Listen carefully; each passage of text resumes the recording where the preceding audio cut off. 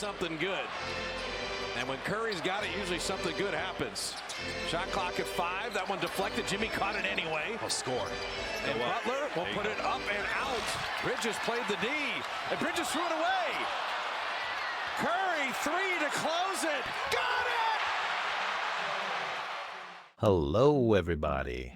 The Warriors pulled off the unlikely victory in New York, even though they were on a back-to-back towards the end of a long road trip with Steph and Jimmy questionable due to injuries. It was interesting watching Draymond Green coaching up my guy Quinten Post. On this play, he decides to ISO OG Anunoby, and he feels like he got whacked once, twice, and he's not afraid to let the refs know.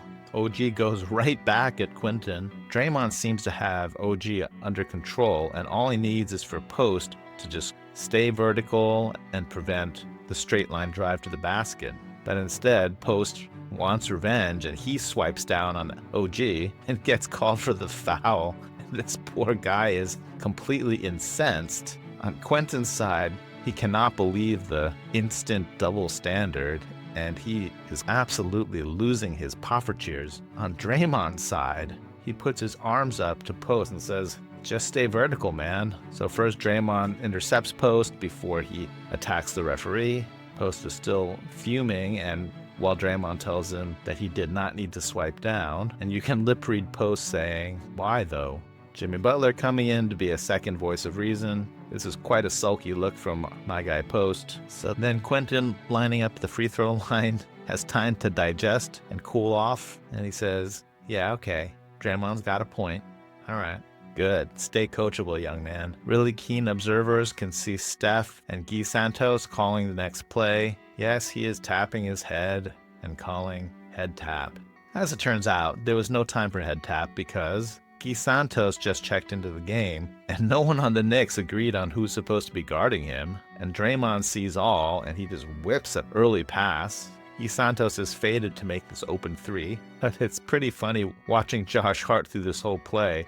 He goes through so many different shades of alarm, disbelief, outrage, and sad acceptance, all in one shot. Let's have a look at Josh Hart using our advanced opera technology.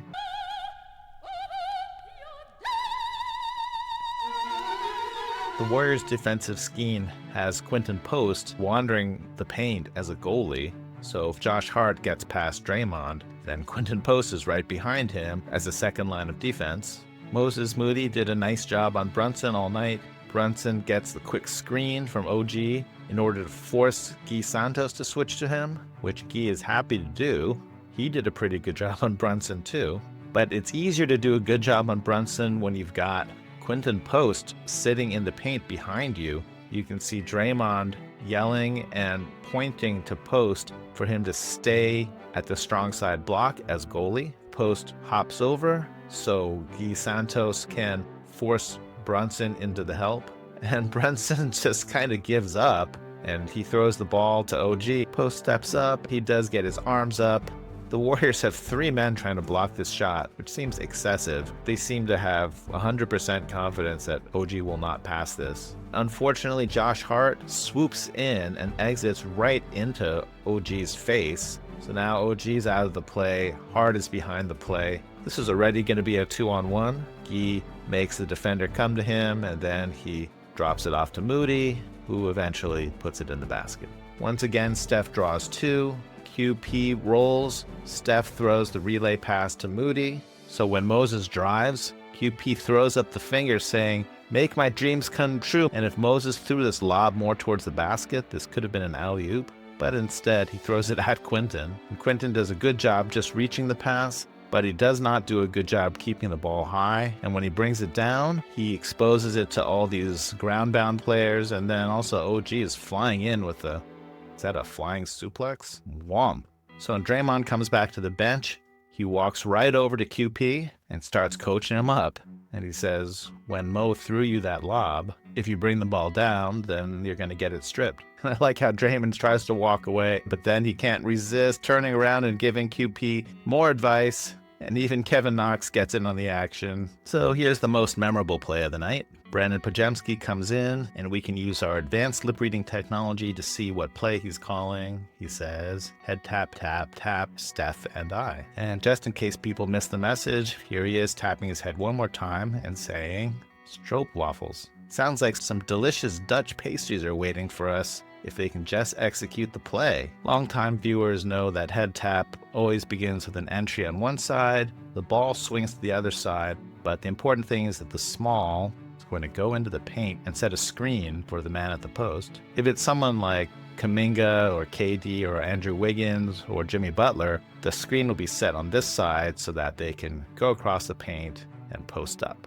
But because it's Steph, he likes to go straight to this escape zipper option and run up the lane. McBride is super late in following Steph. Draymond is supposed to be here setting a pin down, but since this man is behind Steph, Draymond decides to just slip straight to the basket. Josh Hart, of course, switches to Steph. McBride is still chasing, but to his credit, he does veer to contest this. Hart collapses, Draymond kicks it out to Steph. Steph attacks the closeout, and once OG is reached like this, Steph pops it out to Jimmy Butler. There's only 8 seconds left on the shot clock, so if this were playoff Jimmy, then maybe he'd try something in isolation. But since this is backspasm Jimmy, he stays within the Kerr offense and immediately feeds Draymond for a split cut. Jimmy walks towards Steph, and he beckons Steph with his hand, saying, "Come hither, my son, and receive this holy screen." That makes Hart follow Steph, and it makes OG pop out when Steph takes the screen. 2 men are following Steph. Jimmy slips the screen nicely. Draymond pass over the top. If this gets through, this will be a certain dunk. But McBride just gets his fingers on this, and it disrupts the pass. The ball comes right back to Jimmy. If this were playoff Jimmy, I hope he's going to power his way to the basket. But backspasm Jimmy only shoots because he has to. Jimmy does hustle to fight for this rebound. It looks like Mikal Bridges has it, but he just bobbles the ball. He gets himself falling out of bounds. Jimmy is sitting here waiting for Bridges, and so Bridges has to throw it over the top. Draymond comes swooping in. Jimmy could try to power this through McBride, but he sees an extremely open Steph singing On My Own by Patti LaBelle and Michael McDonald. Swish. Let's go straight into a celebration audit. We've got a number of different factions here. Pat Spencer got the 3 up. Trayce Jackson-Davis got the 3 up. Quinten Post has the European 3 up. That's the 3 contingent. But Kevin Knox is leading the night-night contingent. Santos also joins the night-night contingent. So the bench are sending Steph mixed signals. Let's look to Buddy Hield for the tie-breaking vote. Will it be 3 or night-night? And Buddy votes for Gangnam Style. Okay. Steph almost goes for the night-night, but then he pulls back. Anyway, don't worry, Steph. Indecision is just a natural part of the human condition. Good game. If you enjoyed this video, please like and subscribe. It really helps the channel. And if you didn't enjoy this video, I promise I'll do better next time.